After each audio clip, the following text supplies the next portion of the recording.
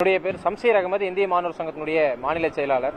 இன்றைய தினம் மாண்புமிகு தமிழ்நாட்டினுடைய முதல்வர் திரு ஜோசப் விஜய் அவர்களை இந்திய மாணவர் சங்கத்தின் சார்பாக சந்தித்தோம்.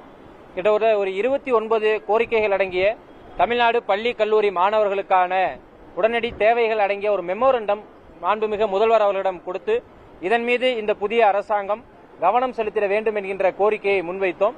அவரோடு நடந்த உரையாடலில் சில கோரிக்கைகளை உடனடியாக இந்த அரசு செயல்படுத்தும், மற்ற விஷயங்களை நாங்கள் பரிசீலித்து அதற்கு பின்னாடி முடிவெடுக்கிறதாக முதல்வர் அவர்கள் சொல்லியிருக்காரு. அதில் மிக குறிப்பாக நாம் சொல்ல வேண்டியது, ஆசிரியர் காலி பணியிடங்கள் சம்பந்தமாக நாங்கள் கோரிக்கையில் வைத்திருந்தோம். ஆசிரியர் காலி பணியிடங்கள், கல்லூரி பேராசிரியர் அதே போல பள்ளி ஆசிரியர் காலி பணியிடங்களை உடனடியாக நிரப்புவதாகும். அதே போல மாணவிகளுக்கு வழங்கப்படுற இலவச நாப்கின், அந்த நாப்கினும் அதை எரியூட்டக்கூடிய சானிடரி டிஸ்பென்சர் மிஷினையும் எல்லா பள்ளிக்கூடங்களிலும் மாணவிகள் படிக்கக்கூடிய பள்ளிக்கூடங்களில் இருப்பதை உறுதி செய்வதை உடனடியாக இந்த அரசு மேற்கொள்ளும் என்பதையும் குறிப்பிட்டிருந்தார்.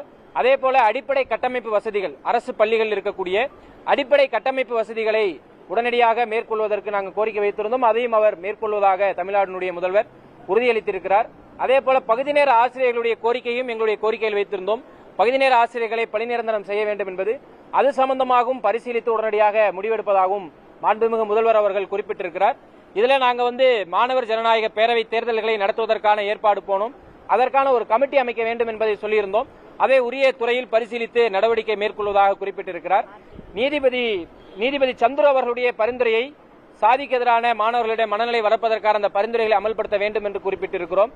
அதே போல மாணவர்களுக்கான RTE அது முறையாக அந்த 25 விழுக்காடு முறையாக கிடைப்பதும், ஆண்டுதோறும் தடையில்லாமல் அந்த சேர்க்கை நடைபெறுவதை உத்தரவாதம் செய்வோம் என்று சொல்லும். அதையும் மாண்புமிகு முதல்வர்கள் இந்த ஆண்டு முதல் அதை உறுதியாக நாங்கள் செய்வோம் என்பதையும் குறிப்பிட்டிருக்கிறார்.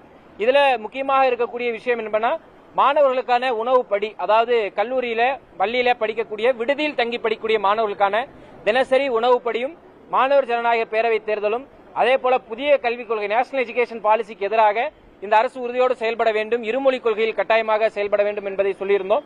இருமொழிக் கொள்கைதான் இந்த அரசுடைய மொழிக் கொள்கை என்பதை உறுதிப்பட மாண்புமிகு முதல்வர் அவர்கள் தெரிவித்திருக்கிறார். எங்களுடைய கோரிக்கைகளை மீது பரிசீலித்து உரிய கவனம் செலுத்துவதாகவும் அவர் தெரிவித்திருக்கிறார். மேலும் அடிக்கடி மாணவர்களுடைய பிரச்சனை சம்பந்தமாக சந்திப்பதற்கு வாய்ப்பு இருக்கும் நேரத்தில் இந்த அரசோடு நீங்க எந்நேரமும் ரெப்ரசன்டேஷன் பண்ணலாம் என்கின்ற உறுதியும் கொடுத்திருக்கிறார்.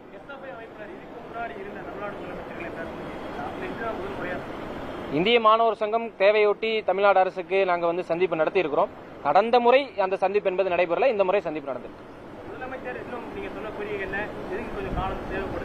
இல்ல, அவர் உடனடியாக ஒரு 6 கோரிக்கைகளை நான் இதுல டிக் பண்ணிருக்கோம், உங்களுக்கு பத்திரிகை கொடுக்குறோம். அதை உடனடியாக பரிசீலிக்கிறதுல அது உடனடியாக நான் இம்ப்ளிமெண்ட் பண்றேங்கிறத வாக்குறுதி கொடுத்திருக்காரு.